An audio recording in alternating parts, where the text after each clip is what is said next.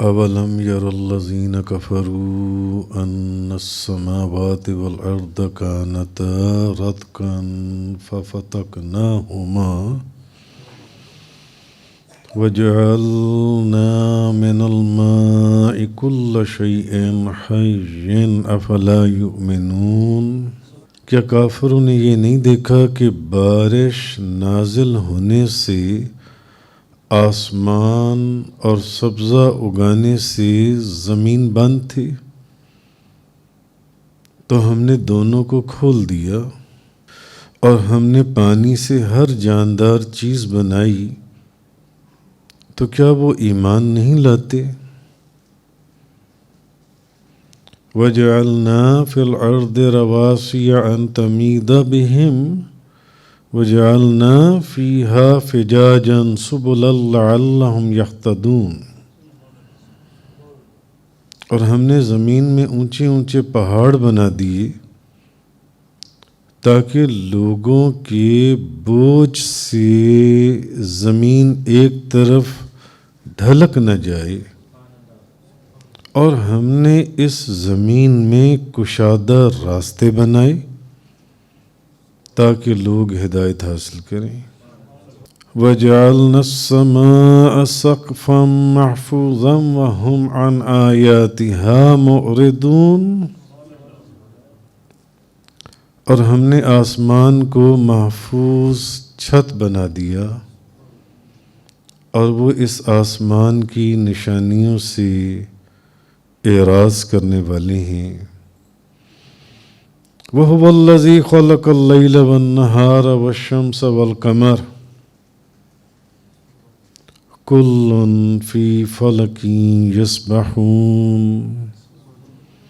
اور وہی ہے جس نے رات اور دن کو اور سورج اور چاند کو پیدا کیا، ہر ایک اپنے مدار میں تیر رہا ہے۔ کیا کافروں نے یہ خیال نہ کیا کہ آسمان اور زمین ملے ہوئے تھے، تو ہم نے انہیں کھول دیا، اور ہم نے ہر جاندار چیز پانی سے بنائی، تو کیا وہ ایمان نہیں لائیں گے؟ اب بتایا یہ جا رہا ہے کہ آسمان اور زمین یہ ملے ہوئے تھے، آسمان اور زمین۔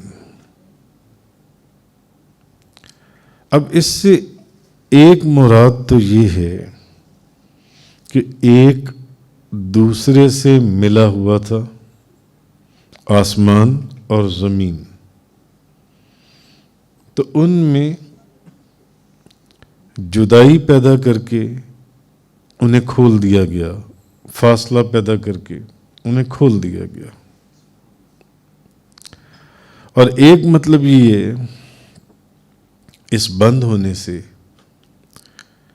کہ آسمان اس طریقے سے بند تھا کہ اس سے بارش نہیں ہوتی تھی،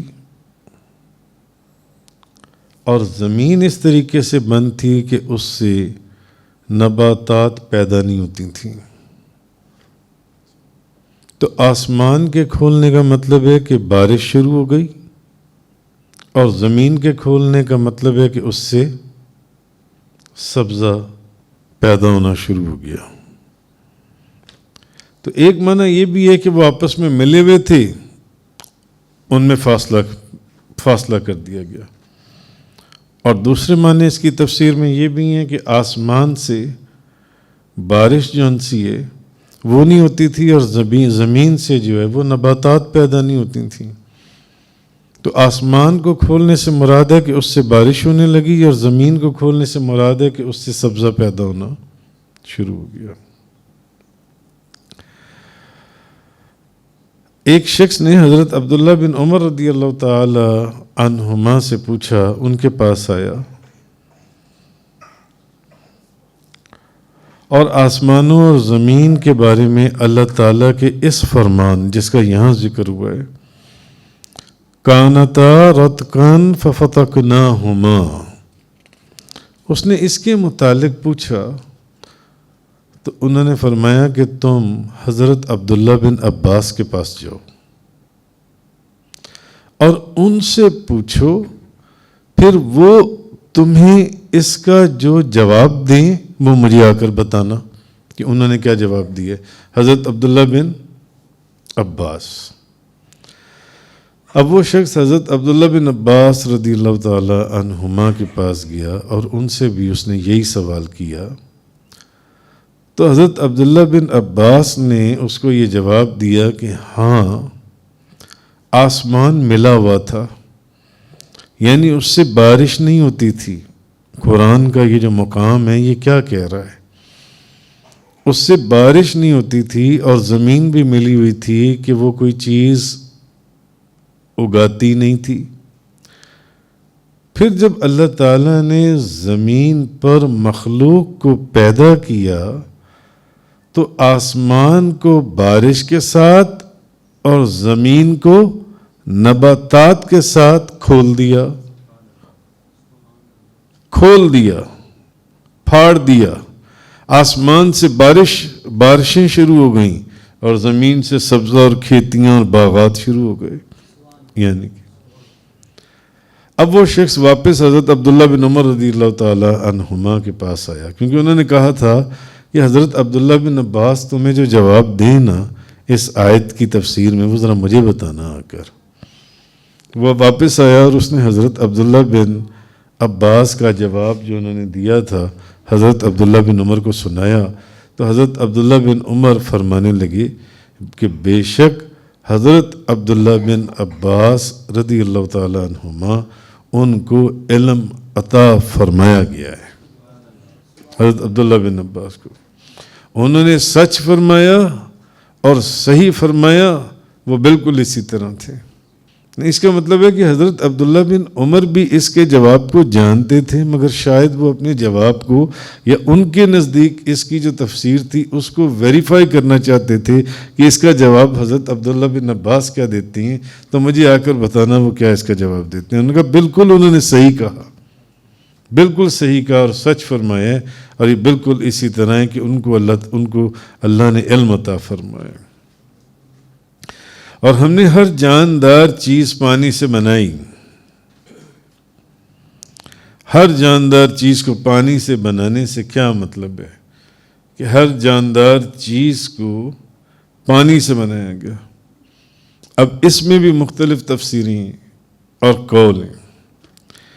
اب ایک تو اس کا مطلب یہ ہے کہ اللہ تعالیٰ نے کہ پانی جو ہے اس کو جانداروں کی زندگی کا سبب بنایا۔ پانی آپ کی زندگی کا سبب ہے۔ کتنے لوگ ڈی ہائیڈریشن کی وجہ سے مر جاتے ہیں، کتنے بچے ڈی ہائیڈریشن کی وجہ سے مر جاتے ہیں، پانی کی کمی کی وجہ سے۔ پانی جو ہے، پانی یہ جانداروں کی حیات اور زندگی کا سبب بنایا گیا۔ ایک تو اس کی تفسیر کے یہ معنی ہے، اور دوسرا معنی یہ ہے کہ ہر جاندار پانی سے پیدا کیا گیا،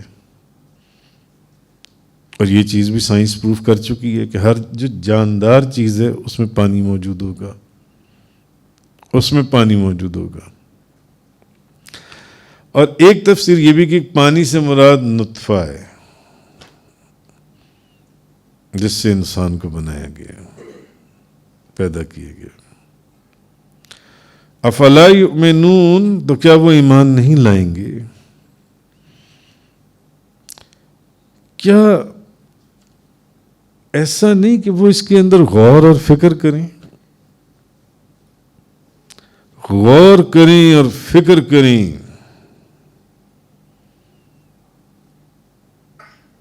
اور غور و فکر کر کے اس خالق کو پہچاننے کی کوشش کریں، یا اس خالق کو سمجھنے کی کوشش کریں، یا اس خالق کو جان لیں جس نے یہ عجیب و غریب کائنات، اس کے اندر عجیب و غریب راز رکھی ہیں،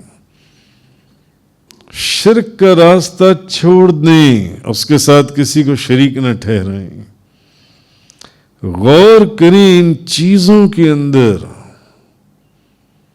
ان چیزوں کے اندر بھی اللہ کی معرفت رکھی گئی ہے اور اللہ کی پہچان رکھی گئی ہے۔ اور جب وہ غور کریں گے اللہ کی معرفت اور اس کو پہچاننے کی کوشش کریں گے، اس کو پہچاننے کے قریب ہو جائیں گے، تو پھر وہ ان چیزوں کو دیکھتے ہوئے اس غور و فکر کی برکت میں ایمان لے آئیں گے، ایمان لے آئیں گے۔ تو معلوم ہوا کہ سب جو ان چیزوں کے اندر تحقیق کرتی ہیں ان کو چاہیے کہ وہ ان دلائل میں غور و فکر کریں۔ دنیا کی چیزوں، اس کائنات کے اندر جو چیزیں بنائی گئی ہیں، کون سی چیز ہے جس کے اندر اللہ کی وحدانیت کے دلائل نہ ملتی ہوں اس کائنات کے اندر؟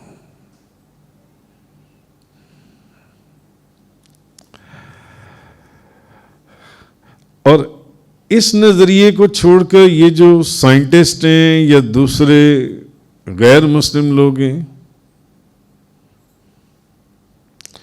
کہ خدا کے نہ ہونے کے اوپر وہ جو دلائل یا اس کے اوپر جمے ہوئے، وہ اس بات کے اوپر آ جائیں کہ نہیں، اللہ کے سوا کوئی معبود ہے ہی نہیں، ایک اللہ ہے جس نے اس کائنات کو پیدا کیا ہے، جو اس کائنات کے نظام کو چلانے والا ہے۔ اور اس کانٹیکسٹ اور اس پرسپیکٹو کے اندر درجنوں ڈائریکشن سے بندہ ناچیز کے دروس پہلے بھی ریکارڈ ہو چکی ہیں کہ خدا ایک ہے، یا ایک خدا کے ہوتے ہوئے دوسرے خدا کا تصور ہی ممکن نہیں ہے۔ تو سائنس جن چیزوں کو آج پروف کر رہی ہے، قرآن اور پیغمبر اسلام نے ان چیزوں کو 1500 سال پہلے بیان کر دیا تھا۔ اس کے پر بھی ہمارے کئی بیان ریکارڈ ہو چکے ہیں درس قرآن کے ضمن میں جو ان سے۔ تو سینکڑوں صدیوں کی تحقیقات، تجربات اور غور و فکر کے بعد علماء اس نتیجے پر پہنچے ہیں کہ قرآن نے پہلے ہی اس حقیقت کو چند الفاظ کے اندر ذکر کر دیا تھا۔ آج سائنس جس کے اوپر ریسرچ کر رہی ہے، ہزاروں کتابیں لکھی گئی ہیں اس ٹاپک کے اوپر، ہزاروں کتابیں۔ فار ایگزامپل کہ ابتدا میں بعض مفسرین لکھتے ہیں کہ جیسے کہ آفتاب جو ہے یہ ایک بھڑکتا ہوا شعلہ تھا، آفتاب جو ہے، اور اس کی حرکت بہت تیز تھی۔ ہزاروں سال گزرنے کے ساتھ ساتھ اس کی حرکت آہستہ ہوتی چلی گئی، آہستہ ہوتی چلی گئی، اور یہ چھوٹا ہوتا چلا گیا، اور اس کا جو مادہ تھا اس میں گاڑھا پن آتا چلا گیا، لیکن حرکت کی جو تیزی تھی اس کی وجہ سے اس کے چند ٹکڑے ٹوٹ کر دور دور جا کر گرے، دور دور گرے، اور اس کے گرد، اس کے دور رہتے ہوئے اس کے گرد چکر کھانے لگے۔ اور اس وقت تک ظاہر یہ ہوا سائنس کے نزدیک اور علماء کے نزدیک کہ آفتاب سے 11 ٹکڑے ٹوٹے ہوئے ہیں، 11 ٹکڑے، جن سے ہمارا نظام شمسی بنا، اور زمین بھی انہی میں سے ایک ہے، انہی میں سے ایک۔ وَجَعَلْنَا فِي الْأَرْضِ رَوَاسِي، اور زمین میں ہم نے مضبوط لنگر ڈال دیے، زمین کے اندر، زمین کے اندر جو مضبوط لنگر ڈال دیے۔ سمندر میں تو لنگر ڈالنے کا مطلب سمجھ میں آتا ہے، جو بحری جہاز اور کشتیاں اور جو بڑے بڑے جہاز چلتے ہیں وہ لنگر کس طرح ڈالتے ہیں۔ زمین کے اندر لنگر ڈالنے کا مطلب کہ زمین میں مضبوط پہاڑوں کو قائم کر دیا گیا، زمین کے اندر، تاکہ زمین جو سی ہے یہ جمی رہے اور ٹھہری رہے.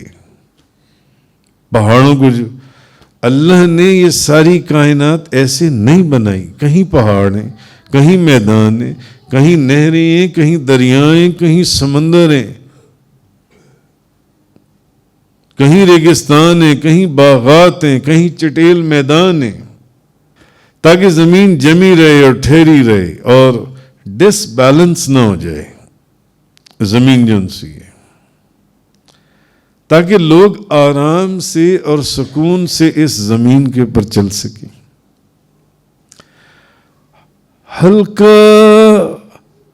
ہلکا سا ارتھ کو ایک آ جائے تو سب دوڑنے لگا دیتے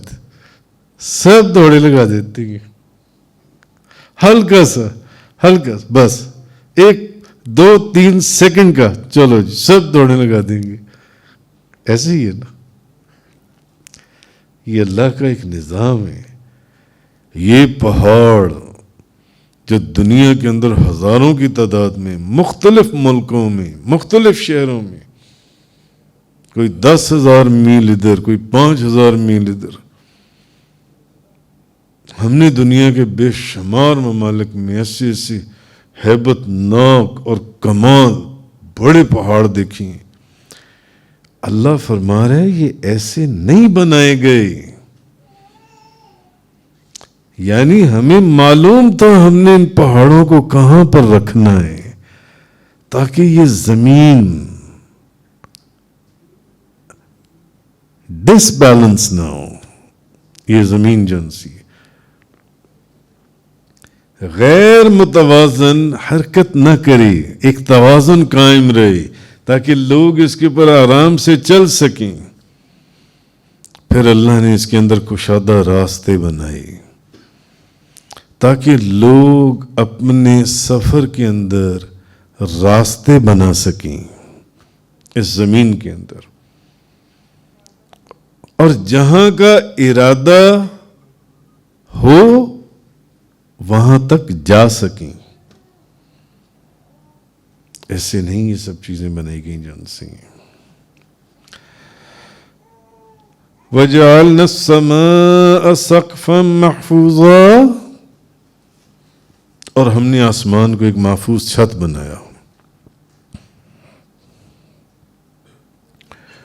یعنی اللہ تعالیٰ نے آسمان کو ایک گرنے سے محفوظ چھت بنایا.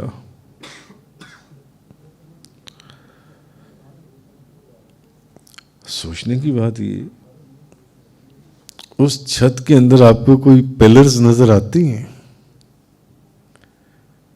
یہاں آپ کالمز اور پلرز کے بغیر، ستونوں کے بغیر چھت قائم کر سکتی ہیں؟ نہیں. اس نے اس چھت کو کیسے قائم کیا ہے جس پر ہزاروں لاکھوں ستارے چاروں طرف اور ایک کائنات آباد ہے. اللہ نے،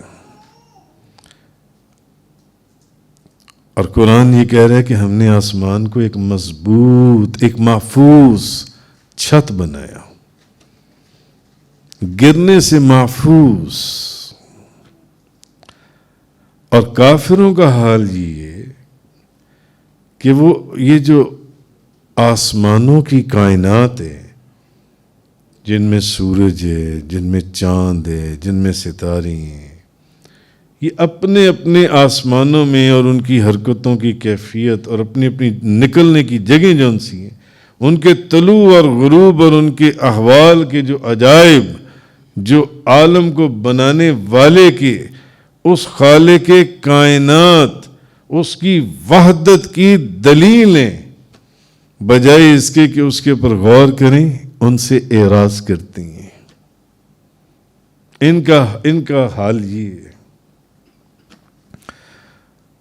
تو مفسرین فرماتے ہیں کہ یہ جو اسٹرالوجی ہے یا میتھمیٹکس ہے، ان علوم کا یہ بھی، ان کا علم بھی ایک اعلیٰ علوم میں سے علم ہے جن سے. ہاں اگر انہیں اللہ کی معرفت کا ذریعہ بنایا جائے، مگر یہ اس طرف تو غور کرتے ہی نہیں ہیں۔ اسی لیے اولیاء اللہ فرماتے ہیں کہ ایک گھڑی جو ہے نا، ایک گھڑی اولیاء اللہ کا قول ہے کہ ایک گھڑی کی جو فکر ہے نا، فکر، غور و فکر، وہ اس 1000 سال کے ذکر سے افضل ہے جو بغیر فکر کی ہو، جس میں توجہ ہی نہ ہو۔ آج آپ کو ایسے ہزاروں لوگ تسبیحاں پڑھتے ہوئے نظر آئیں گے، وہ جو تسبیح پڑھ رہے ہیں ان کو یہ بھی نہیں پتا کہ اس تسبیح کا مطلب کیا ہے، کوئی اس میں غور نہیں ہے، کوئی اس میں فکر نہیں ہے۔ تو اولیاء اللہ فرماتے ہیں کہ ایک سیکنڈ کا جو غور و فکر ہے، جو کچھ اللہ نے بنایا ہے، جو کچھ آپ دیکھتے ہیں اس کائنات کے اندر، اپنے وجود کے اندر، اپنے ارد گرد کے اندر، آسمانوں کے اندر، زمینوں کے اندر، اپنے دل کے اندر، آنکھوں کو بند کر کے غور کریں۔ ایک سیکنڈ کا جو غور اور فکر ہے، ایک سیکنڈ کا جو غور اور فکر ہے، وہ 1000 سال کے اس ذکر سے افضل ہے جو بغیر فکر کی ہو۔ 1000 سال بیٹھ کر بندہ بس تسبیح پڑھی جا رہا ہے، پڑھی جا رہا ہے، پڑھی جا رہا ہے، پڑھی جا رہا ہے، پڑھی جا رہا ہے، پڑھی جا رہا ہے، مگر کبھی اس نے قرآن کریم کی کسی آیت میں، کسی حدیث میں اللہ کی وحدانیت کے جو دلائل آپ کے چاروں طرف نظر آتے ہیں، صبح سے لے کے شام تک، ہر چیز کے اندر آپ کو اللہ کا جلوہ نظر آتا ہے اگر بندہ غور اور فکر کرے۔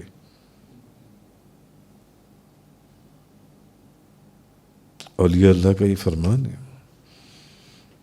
کہ ایک سیکنڈ کا جو ذکر ہے، وہ جو فکر ہے، فکر، غور و فکر، وہ اس 1000 سال کے ذکر سے افضل ہے جس میں کوئی فکر ہی نہ ہو۔ اور آپ کے ارد گرد ہزاروں لوگ آپ کے ارد گرد پھریں گے جو آپ کو صرف تسبیحاں پڑھتے ہوئے نظر آئیں گے، ان کو کچھ پتہ نہیں ہے کسی چیز کا، نہ قرآن کا، نہ حدیث کا، نہ ان کو اس تسبیح کے معاملات کے، وہ تسبیح ہے کیا، اللہ کی طرف توجہ کس کو کہتی ہیں، اس کو معلوم ہی نہیں ہے۔ اللہ کی طرف توجہ ہوگی تو اس کے وجود کے اندر اخلاق پیدا ہوگا، اخلاق اس کو سوار کر کس مقام کے اوپر پہنچا دے گا۔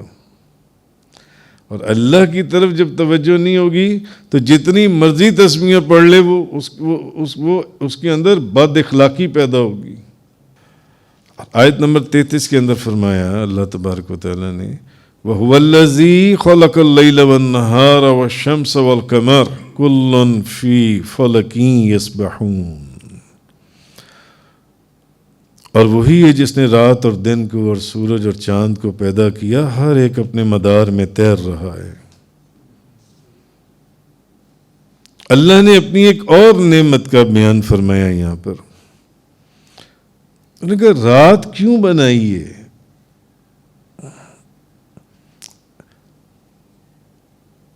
اگر ایک عام اس سوال کا جواب مانگا جائے تو آرام کے لیے، تاکہ دنیا رات کو جو ہے سارا دن جو محنت کی ہے اب وہ آرام کریں، اگلے دن انہوں نے پھر رزق حلال کی تلاش میں نکلنا ہے، آرام کریں۔ رات بنائی جس میں آرام کریں، اور دن بنایا جس میں کام کریں رزق حلال کے لیے، اور سورج اور چاند کو بنایا تو سورج کو دن کی علامت بنایا اور چاند کو رات کی علامت بنایا۔ چاند بتاتا ہے کہ رات ہو گئی ہے، اور دن بتاتا ہے सूरज बताता है कि दिन निकल आया, दिन निकल आया। और फिर इसके अंदर भी कई हिकमतें रखी कि लोग इनसे सालों और महीनों और वक़्त और मंजिलों का तयन करते हैं। व आखिर दावाना अल्हम्दुलिल्लाहि रब्बिल आलमीन। तफसीर कुरान का ये लेक्चर इंग्लिश में सुनने के लिए बराह करम डिस्क्रिप्शन में मौजूद लिंक पर क्लिक करें।